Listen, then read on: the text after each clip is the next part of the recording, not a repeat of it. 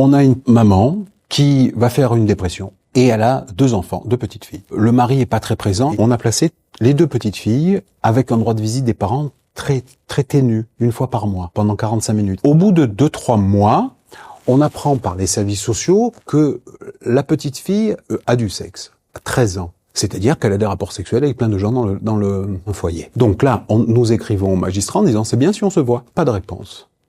Ensuite, ils nous disent les services sociaux, on apprend qu'elle est toxico. Il y a un problème de toxicomanie, il y a beaucoup de joints, il y a beaucoup de drogue, peut-être de la cocaïne à 13 ans.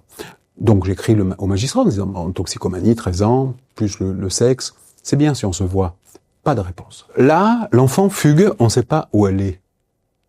Pendant plusieurs mois. Ça pose quand même un problème. L'obligation de sécurité du département, on doit savoir où sont les enfants. Au bout de plusieurs mois, cette petite fille appelle sa maman au secours et elle lui dit « je suis dans un réseau de prostitution à Toulon, Évry, Toulon. » Et elle dit « au secours, viens me chercher. » Cette maman m'appelle, j'appelle les services de police qui arrivent à récupérer la gamine en traçant son téléphone. On récupère cette petite, on la fait remonter. Au bout de quelques semaines, le MAC qui utilisait cette petite fille la récupère et la ramène tapiner à Toulon. On arrive à récupérer cet enfant, on la ramène. Toujours pas d'audience. C'est-à-dire que ce n'est pas une absence de travail, c'est du mépris. Et lorsque le père a découvert que la petite se prostituait et qu'on lui a pas amené un droit de visite, il s'est pendu.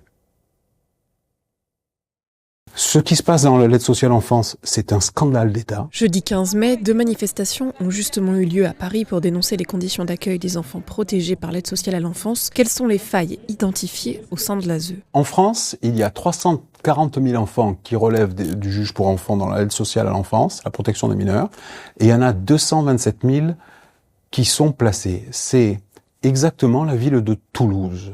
Ça fait 32 ans que je suis avocat et j'ai découvert ce contentieux-là, le placement des enfants, il y a 8 années. Pendant les 5-6 premières années où j'ai commencé à faire ça, je croisais peu de prostituées. Très rare d'avoir des enfants qui se prostituaient.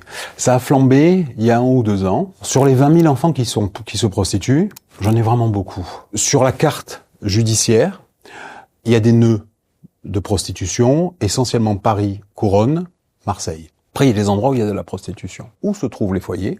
Ils sont tous, quasiment 80% de nos foyers, sont dans les zones de pauvres. C'est-à-dire, nous, dans Marseille, c'est dans le quartier nord, là où il y a tous les gens dont on parle tous les jours dans la presse.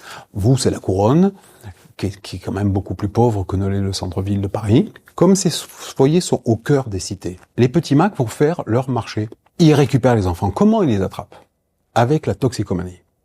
Comme c'est dans le cœur des cités, rapidement, les enfants, cocaïne, on en a qui sont au crack.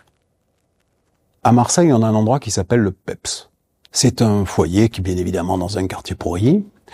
Il n'y a pas de meubles. Il y a des lits, il y a des lavabos, il y a des toilettes, mais il n'y a pas de meubles. Ce sont des pièces sans rien. C'est là que sont les enfants. Il y a des pièces où il n'y a pas de peinture. Et il y a un gardien. Celui-là, c'est une des plaques tournantes on sait que quand on met l'enfant là, rapidement il va se prostituer. Au cœur des cités, dans un endroit où il n'y a aucun confort, il n'y a aucun réconfort. L'enfant placé, il a besoin de réconfort. Il a besoin de bras. Il a besoin d'affection. Il a besoin d'exister. C'est une négation de l'enfant placé. Mais qui, alors, est donc responsable ? Est-ce la faute du juge ou des directeurs des foyers de l'ASE qui ne font pas le travail ? Il y a un seul responsable, c'est le président du département. De la même manière que quand vous posez vos enfants à l'école, le directeur de l'école est responsable de vos enfants. Quand vous les amenez au judo, le directeur du club, le président du club de judo est responsable. Il peut rien se passer. On a une petite fille à Strasbourg qui dit... le premier soir, on m'a forcé à me prostituer. On m'a dit, il faut que tu le fasses, sinon on va prendre tes parents, on va les frapper, on va tout te prendre. Elle s'en est plainte au service sur place, à l'éducateur spé, aux gens qui sont sur place, et il y a eu zéro réaction, rien. Lors d'une audience que nous avons eue il y a quelques mois à Rennes, nous soutenions qu'un enfant se prostituait, que tout ça, et tout le monde disait, mais non, tu ne prostitues pas. Et par un ami sur le dark web, j'ai trouvé à peu près en 3 minutes cet enfant. Cet enfant, j'avais les tarifs, j'ai eu tout. Toutes les semaines, je reçois des gens à qui il faut annoncer que la petite a été violée, qu'elle est obligée de masturber quelqu'un, qu'elle se prostitue. Il faut dire aux gens, chaque fois qu'on a rendu l'enfant aux parents, il a arrêté de se prostituer, mais il est détruit. Il n'y a pas de cycle de formation, il est hors formation totale. Et deux, c'est un enfant qui a vécu un cauchemar et qui, socialement, a un mal à s'intégrer qui est hors catégorie. C'est plus rattrapable. Les dégâts qui ont été faits par les consommateurs et par l'ASE, parce que la plupart des enfants demandaient de l'aide au début quand ils se sont retrouvés dans cette situation d'être obligés de se prostituer. Là, on a un problème de société qui est majeur. C'est 20 000 enfants. C'est un fait de société. C'est une pandémie.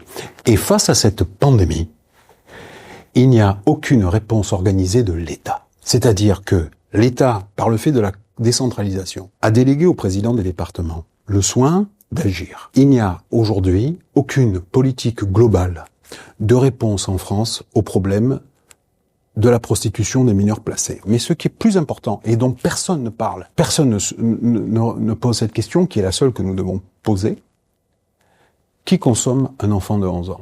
C'est pas de la prostitution, ce n'est que de la pédophilie. Le cœur des enfants qui sont nos clients, c'est entre 11 et 14 ans.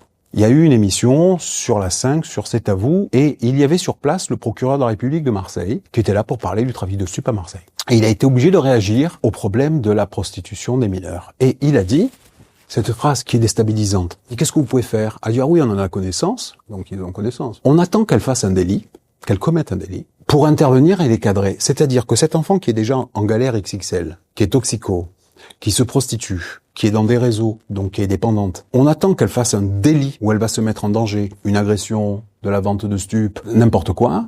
Et à ce moment-là, on va intervenir quand la situation sera super dégradée. Il y a un chemin qui amène à la prostitution. La toxicomanie, ça vient rapidement, mais ça vient en plusieurs mois quand même. Pendant ce temps où l'enfant est sur la toxicomanie, avant qu'on les attrape pour la prostitution, ils ne font jamais remonter au juge. Lorsqu'ils voient que l'enfant a de l'argent, a des fringues qui n'ont pas été payées par le département, ils peuvent pas ne pas le savoir. Il sort tous les soirs, il va au planning familial. Il les accompagne jamais au planning. D'abord, il faut prendre en charge immédiatement ce qui n'a pas de coût social. Il y a la CMU, la contraception, les soins, parce que celui qui va consommer un mineur, il va pas prendre de précautions. 2, jamais de suivi psy. La petite qui se prostitue, pas de suivi psy. Par exemple, une petite qu'on a à Marseille, toxico, elle se prostitue. Donc, au lieu d'accompagner, on l'a changé de foyer puisque c'est elle le mal. On l'a changée, elle est passée de Frévalon à la Busserine. Elle a fait le tour de tous les foyers. Au lieu d'accompagner, de soigner, d'amener une valeur ajoutée au travail qu'ils sont censés faire, ces gens, ils la détruisent. Deuxième chose, qui est super importante, ils les laissent sortir. Et ils nous disent toujours, ah bah on peut pas, c'est des enfants. C'est-à-dire ce que l'on reproche aux parents, qui est la cause du placement, on se l'applique pas à soi. Et ça ne choque personne pour une raison qui est simple. C'est quand on parle de ces gens, on dit aide sociale à l'enfance. Aide, bienveillance, sociale, bienveillance à l'enfance. Donc, ça ne peut être formé que par des gens merveilleux. C'est pas le cas. On les remet jamais en question. C'est la seule administration qui n'a pas de contrôle, c'est l'aide sociale à l'enfance. Les magistrats ont un contrôle, l'administration fiscale a un contrôle, toutes les administrations ont un contrôle. La seule administration qui n'a pas de contrôle, c'est l'aide sociale à l'enfance. Les départements, eux, se disent pris à la gorge par une facture déjà très élevée. En 2023, l'ASE leur a coûté 9,7 milliards d'euros, un budget qui ne cesse de gonfler puisque les enfants protégés sont toujours plus nombreux. C'est indigne. Ce dont on a besoin n'a pas de coût. C'est-à-dire, il faut que les EDUXP, d'abord, qu'ils les laissent pas sortir. Ça n'a pas de coût. Que les EDUXP, quand ils voient l'enfant toxico, fassent remonter immédiatement au juge pour qu'il y ait une audience. Ça n'a pas de coût. On laisse faire ça. Et ce qui se passe dans l'aide sociale à l'enfance, c'est un scandale d'État. Les réponses des présidents de département sont indignes. De dire qu'on n'a pas les moyens. Quand on a 9,5 milliards, on se tait.